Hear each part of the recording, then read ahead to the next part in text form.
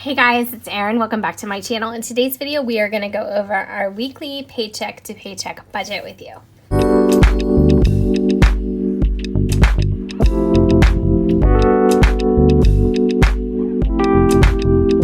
So I am in my Happy Planner. This is actually just my Happy Planner. This is the Wrong Wrong Collection 2019-20. So what I did was take out all of 2020 so I could fit in a bunch of my own designed inserts that I created in Word, and then I hole punched. So if you guys are interested in these, I do have these for sale on my Etsy. But in the meantime, I am going to jump right into this week's budget. So today was a joint payday. This is August 16th. And the nice thing about August for us is that we do have money coming in every single week. My husband gets paid every week. I get paid every other week. So when he gets paid by himself, it's a single payday. And when we both get paid at the same time, it's a joint payday. And so I am going to go over all of my bills and see how we do. And I'll also explain to you what I'm going to do with any excess. So let's just start here. Today's date is August 16th. And that being said, I hope you guys are all doing well. And I'm gonna get back into the swing of doing regular videos again because these really keep me on track. I was doing so well the entire year of 2019. And then just with a bunch of stuff with, potentially moving. And this happened to us once before where we were gonna move and it kind of fell through. But yeah, more on that later. So let's get our categories down. So the first fixed expense we have is our cell phone bill, which is always quite high. We have AT&T. We do have 3 cell phones on that bill, and as well as an iPad, and we are still paying for some devices. So it is quite expensive. So we budgeted $260. We have an unlimited plan. We have an unlimited plan for the one iPad that we have. What else do we have? Insurance on one of the phones. It just adds up. It's just crazy. So for the next category, it will be our electric bill. And this is one that I always budget high for. I always budget $200. And I've explained in previous videos that I always budget $200 for electric and $200 for gas.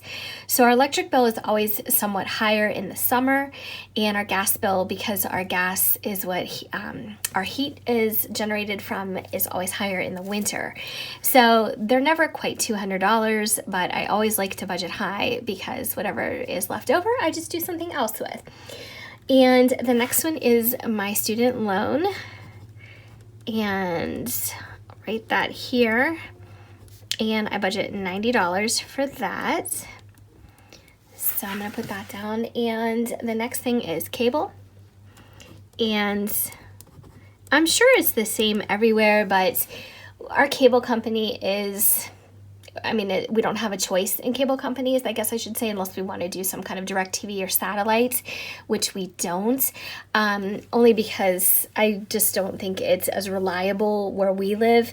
I know that cable is different everywhere, but I just wish that cable companies at least had one cable competitor, because our cable bill is so freaking expensive.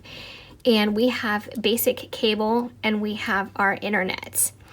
And there's no phone on that. There's, it's basic cable. We don't have any premium stations, and we have our internet, and it's $190. So gross.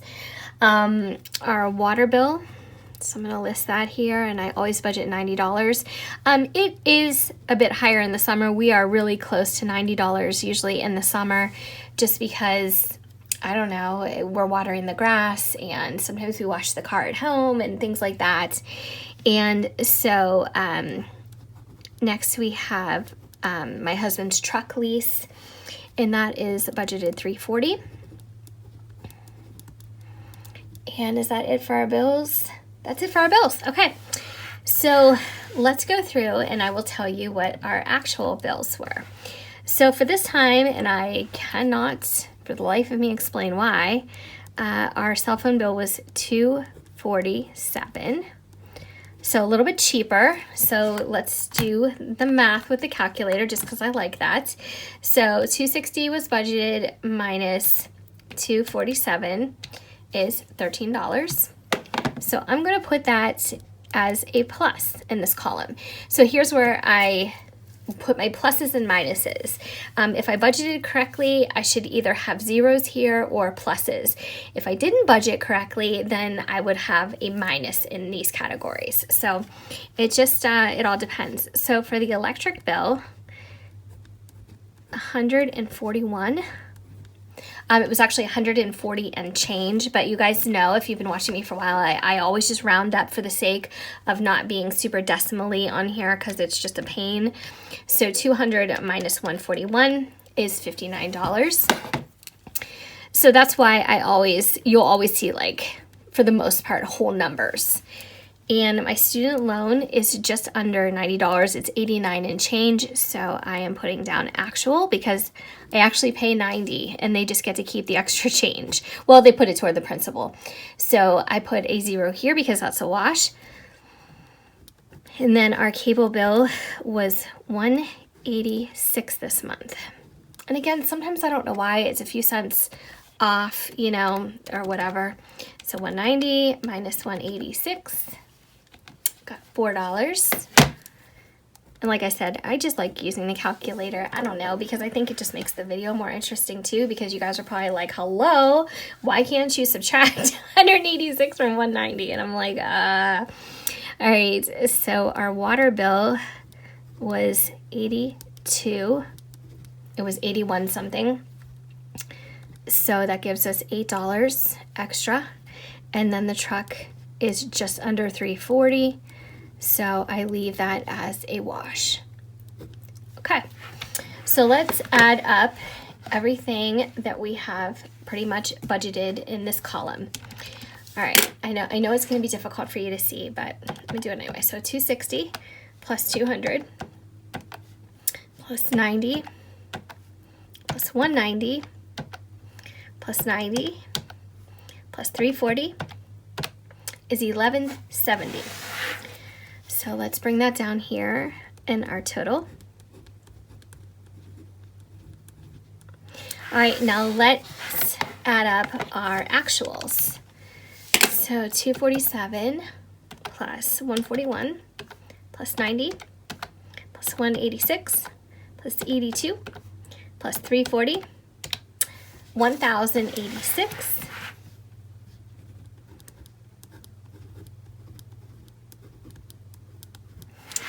So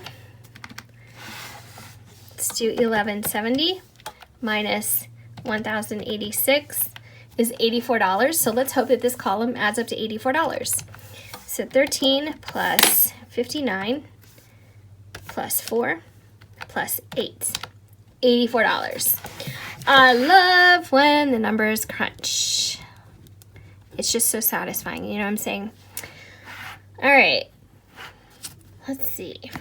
All right, so for variables, I'm gonna be a little bit conservative because last week, literally the entire income that we had coming in went for variables. So we're pretty good on a lot of stuff. So variable expenses, let's start with groceries. And I am budgeting $70. Because we honestly don't need a lot of stuff. We're gonna get some fruit and vegetables. I think we're gonna get some boneless, skinless chicken breast, and that might be all we need. So, all right, so groceries, dog food, which I never did my video about, and I feel horrible. $15. And then gas. So for our cars and for the lawnmower, I'm gonna budget at $60. And I know that's not a lot, but honestly, I just haven't been using much gas lately personally. I've been going to work and coming home, going to work and coming home. It's just been kind of like that. And let's see what else we have. Oh, miscellaneous 1 and 2. And I do still dole out some cash for my husband and I, just so we have some, you know, kind of like pocket money. And so I'm just gonna put 25 here right now. And then what am I forgetting?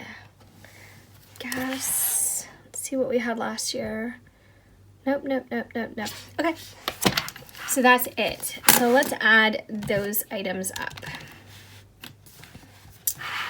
Oh, this is, when I zoom in, you guys can see better, but then it's not in frame. All right, so 70 plus 15 plus 60 plus 25 plus 25. $195. So not a lot. Well, actually, nope. All right.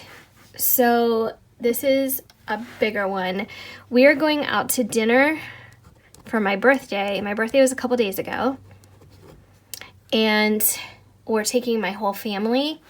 So we're going to budget probably like $300. Now, some of you are going to say, oh my gosh, how can 10 of you go out for $300? And some of you others are going to say, oh my gosh, why do you need $300 for 10 of you? We're going to a restaurant where the average dinner is probably around $25. So if we do 25 times 10, let's see. That's $250. So I'm going to budget $300, but I know that we're going to need a little bit more, and that's okay because we'll just take it out of miscellaneous, and we're just going to actually put it on our Discover anyway. So whatever it costs, it costs. Of course, you know, we need to leave a 20% tip, maybe a little bit more if the service is awesome, which I know it's going to be. But I'm just saying, like, we're going to put this on Discover, and then this miscellaneous or this birthday money that I'm putting aside, I'm not putting that in a cash envelope. I'm just going to pay that out of our checking account once we have to pay the Discover card. So let's do this again. And I feel like when, you know, if you invite people to dinner, like, you know, you should pay for them. It's kind of like, I don't know. I know everybody does things differently. There's lots of different schools of thought on that. But honestly, my family does birthdays really big. And when it's somebody else's birthday, like, you know, aunts, uncles, and stuff like that, they do the exact same thing. So that's what we're doing. So that equals $495, which isn't bad at all. So the income was $23.80. And fixed expenses, our actuals were $10.86. Variables were $4.95. And let's see how much those two things add up to. So $10.86 plus $4.95 is $15.81. So let's do $23.80 minus $15.81. We have $799 left. Is that correct? Is that correct? I do this every time. Oh my gosh. $10.86 plus $4.95. $15.81. Let's do it this way. Minus $23.80. Yeah, $7.99. Okay.